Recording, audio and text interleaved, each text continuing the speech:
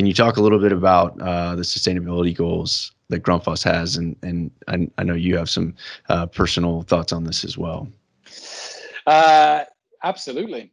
So first of all, when we talk about the different types of sustainability goals, first of all, the United Nations has a list of SDGs, sustainability development goals, and Grundfos is focusing on particularly 2 of them. It doesn't mean we're not focusing on others, but 2 are really close to our heart.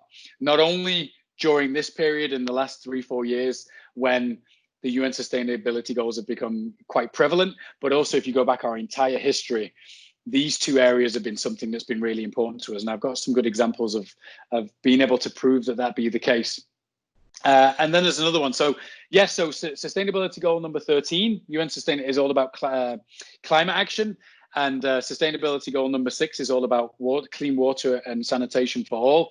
And our 2025 strategy, we've just recently launched our new 2025 strategy pre-COVID. So we'll wait and see if post-COVID changes that. But one of the things that we set out to do, and this is new because when I joined Grundfos in 2000 and early 2000s, we were always about saving energy and saving water. And then moving beyond to our 2015-2020 strategy period, one of our goals was we will never emit more CO2 than we did in 2008. And in 2008, we were a much smaller company back then. So to think about a company that says, you know what, regardless of how big we get in the future, we will never emit more CO2 than in 2008. So I thought that was really ambitious. And it just goes to show you how lack of ambitious I was, because for our 2025 strategy, that actually changed. And I was super impressed because by 2025, we actually want to reduce our emissions by 50% compared to 2008. So not just keep it the same, we want to reduce them by 50%. And by 2030, we want to be as close to climate positive as we can be. So we are not producing CO2. So that's really something that's super ambitious.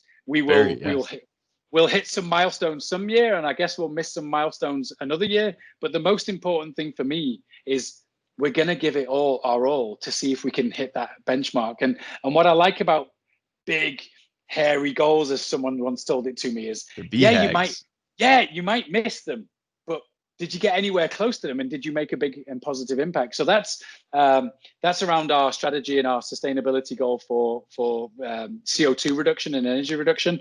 Another one we have quite close to our heart in terms of our own water consumption. So the water that we consume to run Grundfos, by 2025, we want to have half that from the 2008 standard, which again is not actually easy when by 2030, we'll maybe be 3-4 times the size we were in 2008.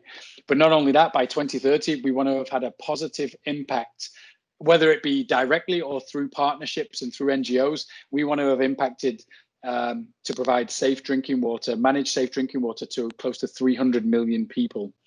And that is a really big number. If you think about that, it's incredible. Almost the population of the US.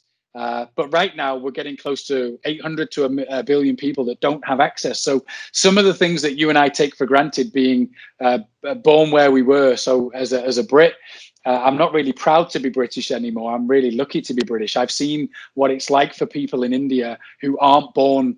They're born to water poverty, water starvation. So to be able to impact those people is something that's really important to Grundfos, and I'm aligned, and it's really important to me. So those are the things. How we'll measure them is we'll actually have a sustainability index. Not only will it measure climate and water, it'll also measure social responsibility.